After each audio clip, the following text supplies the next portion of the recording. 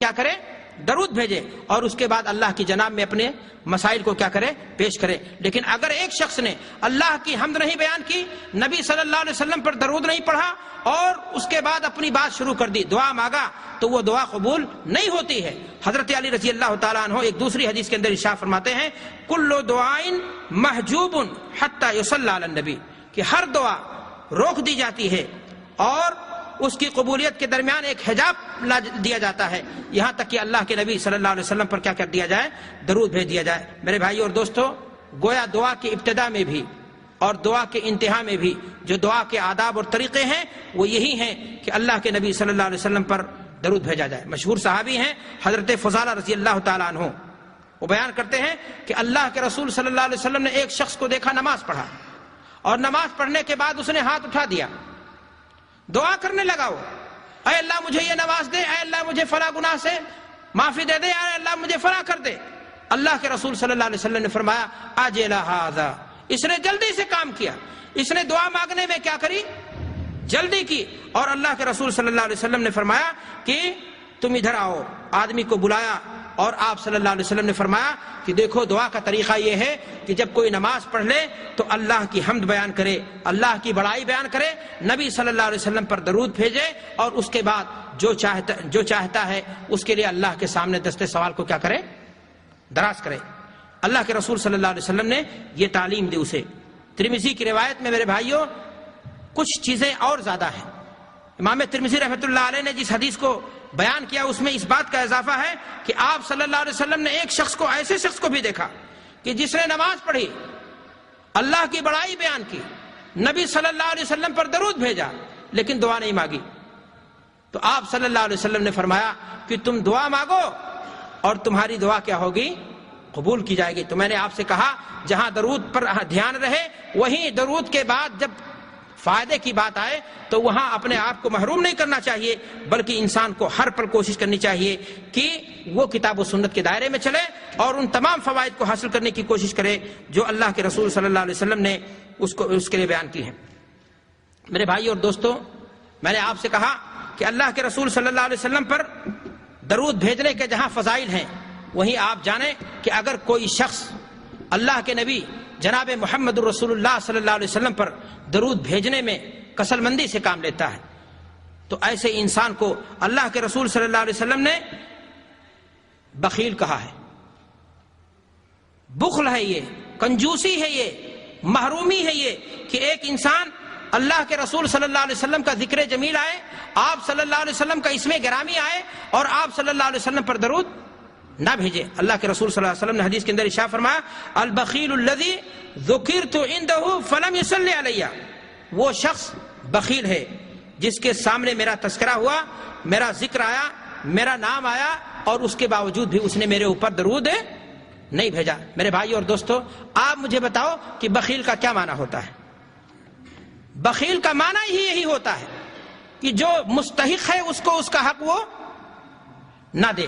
امت اسلام پر اللہ کے رسول صلی اللہ علیہ وسلم کی کتنے احسانات ہیں. اللہ کے رسول صلی اللہ علیہ وسلم کے بارے میں حدیث میں آتا ہے کان دائم الفکر ومتواصل الاحزان، امت اسلام کی رشد و ہدایت کے لیے، بھلائی کے لیے اللہ کے رسول صلی اللہ علیہ وسلم فکر میں لگے رہتے تھے. قرآن مجید میں اللہ تبارک و تعالیٰ ارشاد فرماتا ہے عزیز علیہ ما عنتم حریص علیکم بالمؤمنین رؤوف الرحیم. اللہ کے نبی صلی اللہ علیہ وسلم حدیث کے اندر ارشاد فرماتے ہیں کہ تم آگ سے گھرے ہوئے گڑھے کے کنارے کھڑے ہو اور تم اس میں کودنا چاہتے ہو، لیکن میں تمہاری کمر پکڑ پکڑ کر کے تم کو اس سے الگ کرنے کی کیا کرتا ہوں؟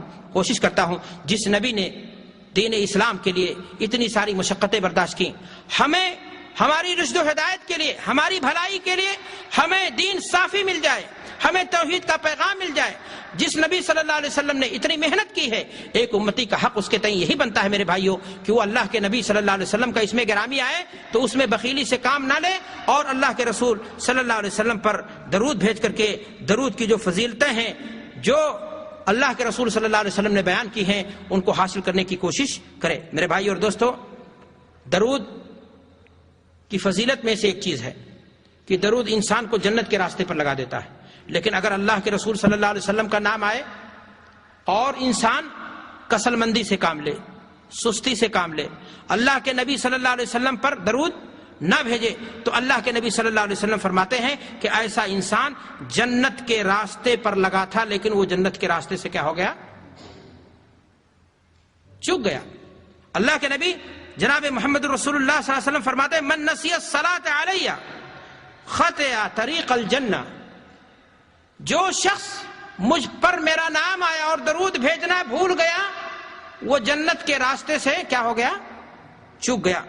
میرے بھائی ایک دوسری روایت میں اللہ کے رسول ان الفاظ میں فرماتے ہیں من ذکرت عنده فخطأ الصلاۃ علیہ خطأ طریق الجنہ، کہ جو شخص میرے نام کے آنے کے بعد ذکر جمیل ہونے کے باوجود بھی میرے اوپر درود بھیجنا بھول گیا، ایسا شخص جنت کے راستے کو چننے میں کیا ہو گیا؟ بھٹک گیا۔ غور فرمائیں کہ اللہ کے رسول صلی اللہ علیہ وسلم درود سے اعراض کرنے والے کو اور اسے بھول جانے والے کو جنت سے دوری اور محرومی کے برابر قرار دے رہے ہیں۔ اللہ کے رسول صلی اللہ علیہ وسلم پر درود بھیج کر کے جنت کی لالچ ایک مومن کا، ایک متبع سنت کا سیوا ہونا چاہیے۔ میرے بھائی اور دوست، اللہ کے نبی جناب محمد رسول اللہ صلی اللہ علیہ وسلم ایک اور حدیث کے اندر ارشاد فرماتے ہیں کہ ایسا انسان جو میرا نام آئے، میرا ذکر جمیل ہو اور اس کے باوجود مجھ پر درود نہ بھیجے، ایسے انسان کی ناک خاک آلود ہو جائے گی۔ اللہ کے رسول صلی اللہ علیہ وسلم نے فرمایا رغم انف رجل ذکرت عنده فلم يصلی علیہ، اس آدمی کی ناک خاک آلود ہو جائے جس کے سامنے میرا ذکر ہوا اور اس کے باوجود اس نے میرے اوپر کیا کیا؟ درود نہیں بھیجا۔ اللہ کے رسول صلی اللہ علیہ وسلم فرماتے ہیں کہ اللہ کے رسول صلی اللہ علیہ وسلم فرماتے ہیں کہ ایسے انسان کی ناک کیا ہو جائے گی؟ خاک آلود ہو جائے گی۔ خاک آلود ہونے سے کنایا ہے میرے بھائی، کس چیز سے کنایا ہے؟ ذلت سے اور اسی طرح سے حقارت سے، کہ میرا نام آئے اور اس کے باوجود بھی وہ شخص اس پر درود نہ بھیجے۔ لیکن میں آپ کو یہاں پر رک کر کے ایک بات بتانا چاہتا ہوں۔ آج ہمارے یہاں میں نے آپ سے کہا ہر چیز میں فیکٹریاں چل رہی ہیں، بدعت کی فیکٹری ہے۔ بہت سارے لوگ ایسے ہیں جو اللہ کے نبی صلی اللہ علیہ وسلم کا نام آتا ہے تو آپ صلی اللہ علیہ وسلم پر درود بھیجنے کے بجائے انگوٹھا چومتے ہیں اور سمجھتے ہیں کہ ہم نے محبت کا حق ادا کر دیا اور ہم نے وہ فضیلت کیا کر لی؟ حاصل کر لی۔ میں آپ کو بتانا چاہتا ہوں ایسا شخص ممکن ہی نہیں، یقین ہے، جو سنت کی خلاف ورزی کرے گا وہ فضیلت پانے کے بجائے معاملہ اس کا الٹا ہوگا، وہ خاک آلود ہو جائے گا اور اس کے ہاتھ میں خسرت دنیا والآخرہ کا معاملہ ہوگا۔ دنیا بھی اس کا نقصان ہو جائے گی اور آخرت میں بھی اس کے لیے نقصان کا سامنا ہوگا۔ اس لیے کہ میرے بھائی اور دوستو، ہمیشہ ایک مسلمان کو چاہیے کہ اتباع سنت کی کرنی چاہیے، کام چاہے دین کا ہو چاہے دنیا کا ہو، درود بھیجنے کا ہو، نماز کے تعلق سے ہو، عقیدے کا ہو، بندگی سے ہو، معاملات کا ہو، سلوکیات کا ہو، ہر چیز میں اللہ کے رسول صلی اللہ علیہ وسلم کی سنت کیا ہے، آپ صلی اللہ علیہ وسلم نے اس بارے میں ہمارے لیے کیا نمونہ چھوڑا ہے، وہی انسان کی کوشش ہونی چاہیے۔ سوال اس بات کا ہے کہ اللہ کے رسول صلی اللہ علیہ وسلم نے صحابہ کرام کو درود کی فضیلت سکھائی، اللہ کے رسول صلی اللہ علیہ وسلم نے درود بھیجنے کا انہیں طریقہ بتایا، اللہ کے رسول صلی اللہ علیہ وسلم نے انہیں درود بھیجنے کی فضیلت بتائی، لیکن کہیں پر یہ ذکر ہے کہ اللہ کے رسول صلی اللہ علیہ وسلم نے فرمایا کہ جب میرا نام آئے تو انگوٹھا چوم لو، اذان ہو رہی ہے، اشہد ان محمد رسول اللہ۔ آدمی وہاں پر اگر صلی اللہ علیہ وسلم کہتا تو صحیح ہے یا غلط ہے؟ علماء بیٹھے ہیں، ان سے پوچھئے، وہاں پر یہی ثابت ہے، دین یہی ہے کہ آپ انہی کلمات کو کیا کریں؟ لوٹا دیں، آپ وہاں دوسری چیز نہیں کہیں گے۔ یہاں کہا جا رہا ہے کہ انگوٹھا چومنا یہ کیا ہے؟ دین ہے، اور اس سلسلے میں جھوٹی اور موضوع روایات کا سہارا لے کر کے یہ کہا جاتا ہے کہ فلاں صحابی کے انگوٹھے میں اللہ کے رسول صلی اللہ علیہ وسلم کی شکل ظاہر ہو گئی تھی، چنانچہ انہوں نے کیا کر لیا تھا؟ چوم لیا تھا۔ اللہ کے نیک بندے، اللہ کے رسول صلی اللہ علیہ وسلم کی محترم شکل کسی کے انگوٹھے میں ظاہر ہونے کی رہ گئی تھی؟ یہی مقام اور مرتبہ ہے آپ کا۔ اور